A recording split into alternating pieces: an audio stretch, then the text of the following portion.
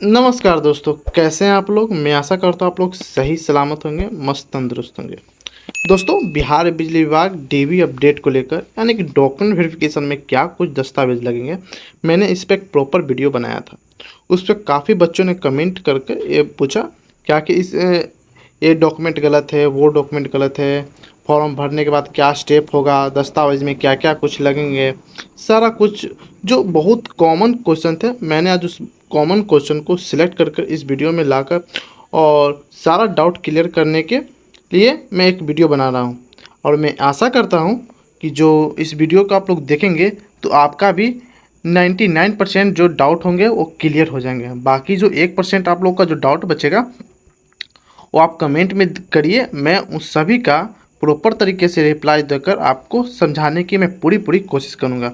ये जो थंबनेल देख रहे हैं इसी पर मैंने एक वीडियो बनाया था और जो आप जाकर अभी देख सकते हैं वीडियो सेक्शन में, नहीं तो डिस्क्रिप्शन में इसका लिंक दिया गया है। आप जाकर भी इसे वीडियो को देख के अपना क्या क्या डॉक्यूमेंट वेरिफिकेशन लगेगा वो सारा कुछ इस वीडियो में बताया गया है। तो उस वीडियो को देखने के बाद बहुत से बच्चे ने काफ़ी कमेंट किया। मैं उस कमेंट को एक एक करके पिकअप करूंगा और सारा कुछ उस कमेंट को मैं क्लियर करने वाला हूं।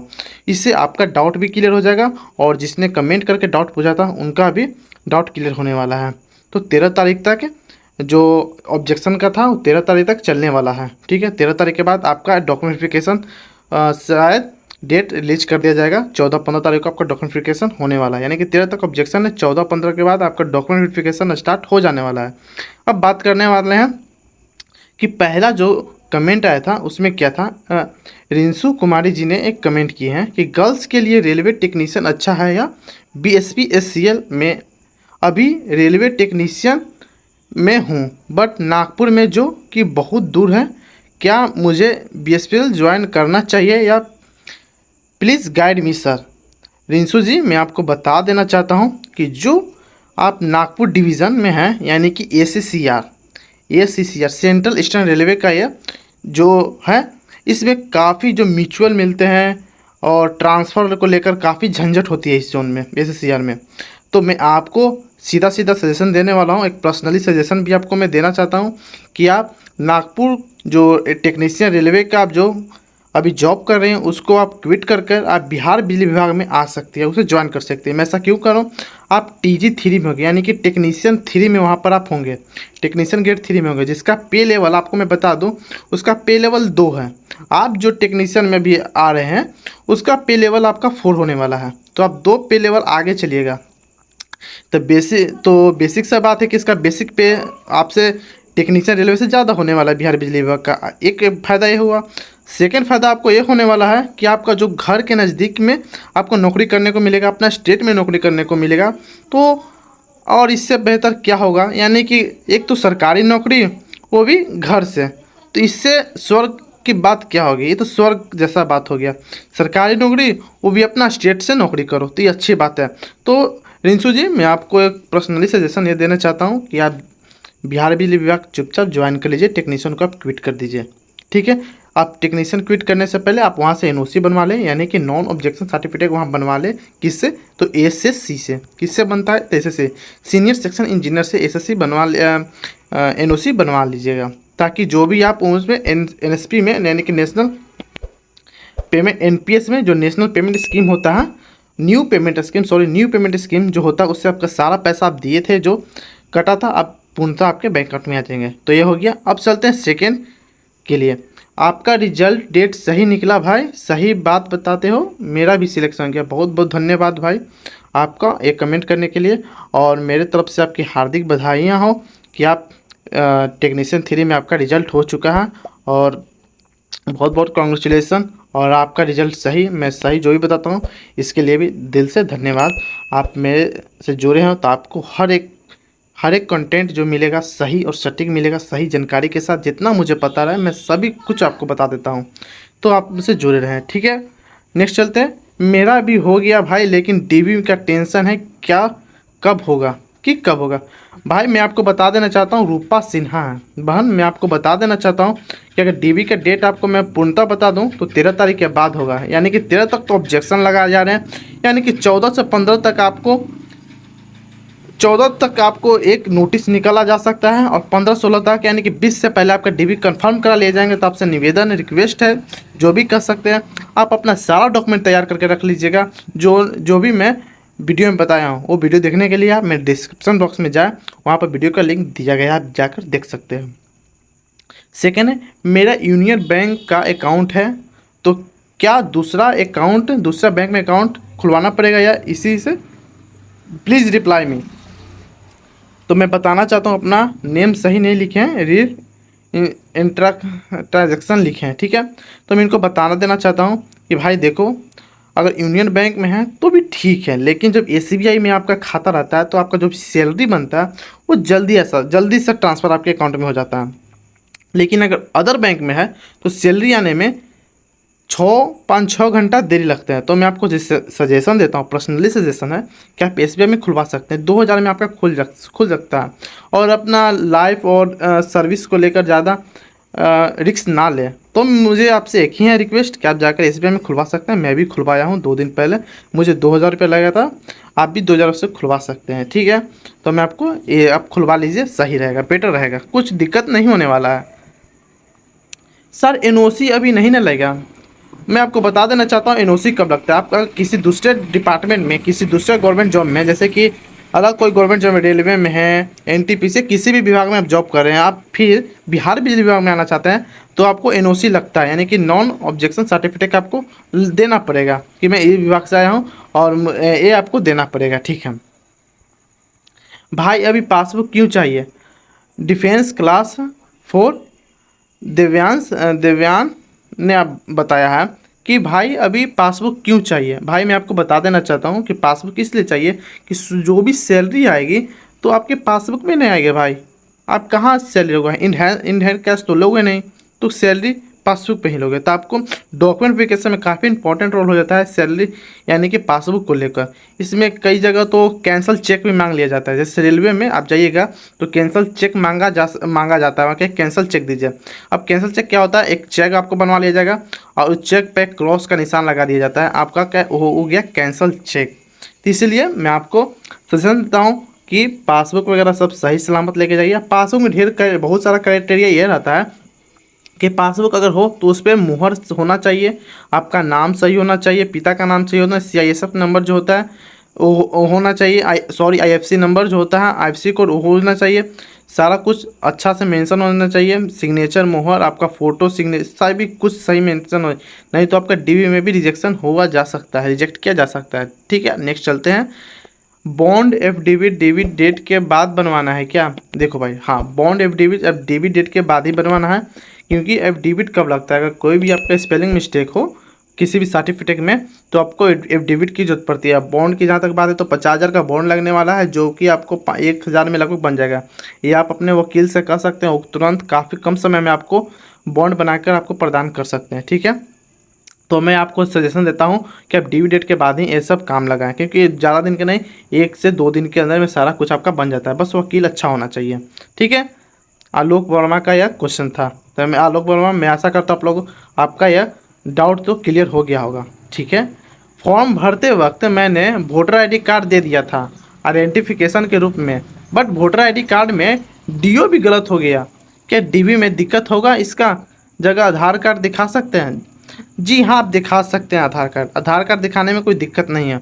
अगर वहाँ मांग दी जाए कि आप वोटर ID कार्ड पर फॉर्म भरे थे तो आपको वोटर ID कार्ड ही दिखाना पड़ेगा। तो इसके लिए आप क्या करिएगा, तो अभी देखिए, अभी चुनाव का माहौल चल रहा है, अगर वोटर ID कार्ड पर सुधार होता है तो करवा लीजिए, वरना एक एफिडेविट तैयार करके रखिएगा कि हाँ, वोटर ID कार्ड पर मेरा जो आइडेंटिफिकेशन था DOB का वो गलत हो चुका है। तो आप एफिडेविट कोर्ट से तैयार कर लीजिएगा, तब जाइएगा। एक क्वेश्चन ऋतिक कुमार जी का था।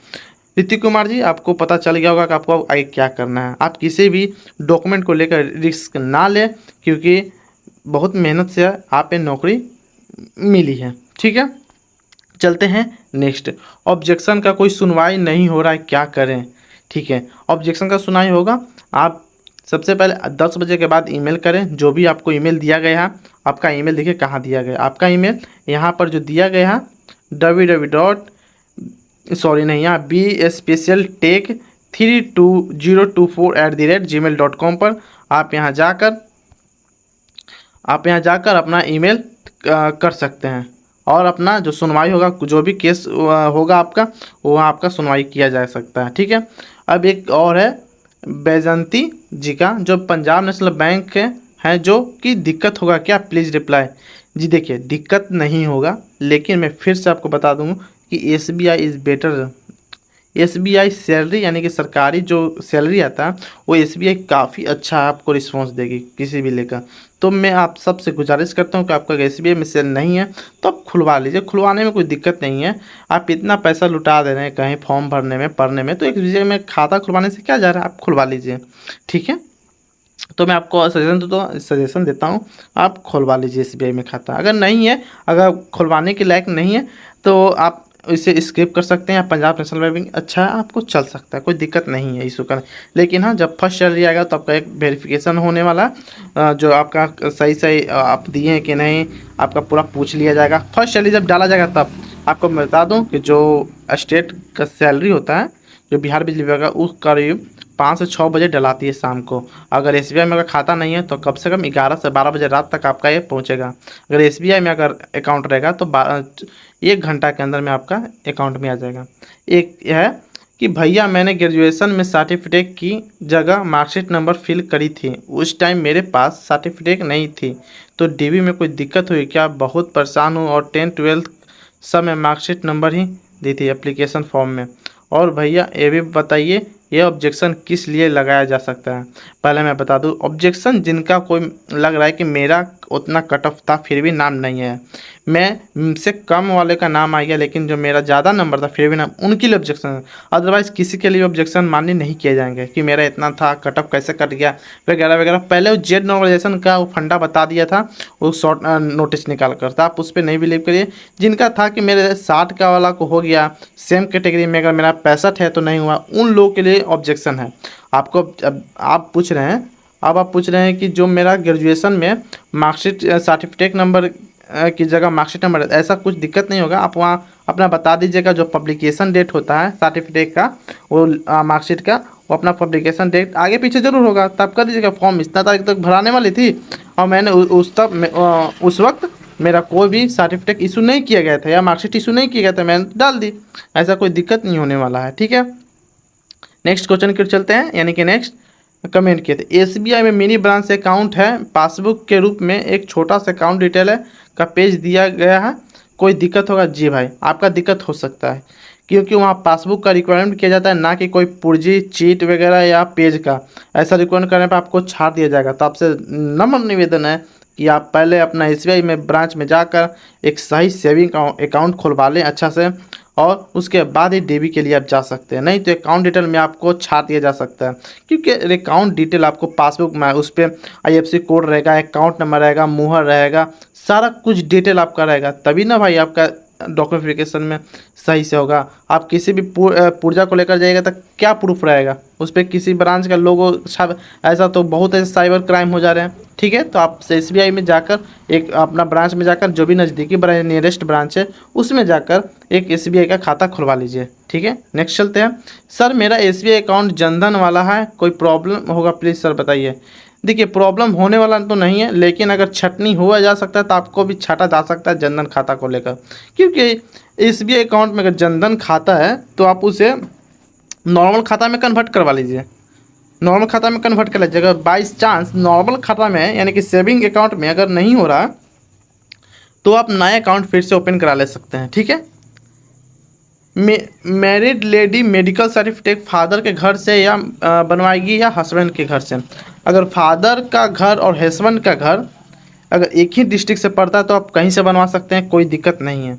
अगर अलग अलग हो जाता है, लेकिन अलग अलग हो जाएगा तो आपको मैं सचेत कर देना चाहता हूँ कि जहाँ से आपका आधार कार्ड पर एड्रेस है, आधार कार्ड पर जहाँ से आपका एड्रेस है वहीं का एड्रेस से आप मेडिकल सर्टिफिकेट बनवाइए, ज़्यादा बेटर रहेगा आपके लिए। ठीक है। फॉर्म 2 अप्लाई के टाइम वाला निवास जाति चाहिए या रिसेंट 2025 का। देखिए, वहाँ उस वो वाला भी चलेगा, अगर नया है तो वो भी चलेगा, कोई दिक्कत नहीं है। आप जो भी दें, फॉर्म वाला भी दे सकते हैं और नया आप जो बनवाए हैं तो वो भी दे सकते हैं, कोई दिक्कत नहीं है, कोई इशू आपके लिए ये बात नहीं है। ये आप जो भी है सही होगा।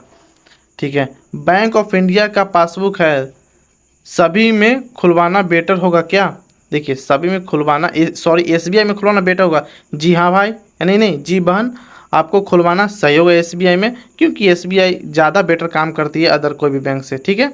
उसमें ज़्यादा लिंक वगैरह फेल नहीं होता, ज़्यादा उसमें इशू देखने को नहीं मिलता है एसबीआई में। कोई भी आप सैलरी आएगा आएगा तो सबसे पहले आपको पहुंच जाएगा, किसी भी अगर फंसेगा नहीं, कहीं अटकेगा नहीं, देरी नहीं होगा, तुरंत आपके अकाउंट में क्रेडिट कर दिए जाएंगे सैलरी, ठीक है। रिजल्ट आया कहाँ जो डीबी बता रहे हो भाई? अर्पिता प्रिया, मैं आपको बता देना चाहता हूँ कि अगर आप नहीं अभी तक रिजल्ट देंगे तो आप वेबसाइट पर जाकर रिजल्ट देख सकते हैं। उसके बाद रिजल्ट में आपका अगर नाम आ जाता है तो आप डीबी में क्या क्या लगेगा, मेरा जो वीडियो है वो डिस्क्रिप्शन बॉक्स में पड़ा हुआ है, वहाँ पर आप जाकर देख सकते हैं, ठीक है बहन। नेक्स्ट चलते हैं।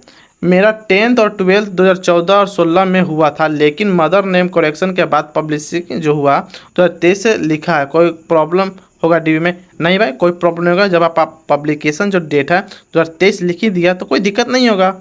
क्या दिक्कत होगा? जब आप बता दीजिएगा कि देखिए मैं इस वक्त पास किया हूँ, मैं बीच में गैप ले लिया था या वगैरह, कुछ भी अपना इशू बता सकते हैं मेडिकल फिट अनफिट के बारे में, ठीक है भाई।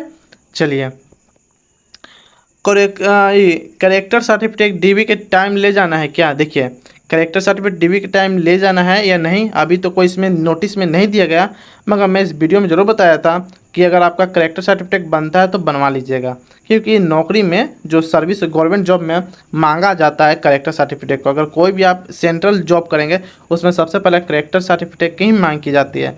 तो मैं आप लोग के भले के लिए पहले ही वीडियो में बता दिया था कि करेक्टर सर्टिफिकेट बनता है तो आप बनवा लीजिएगा, ज़्यादा बेटर रहेगा, ठीक है।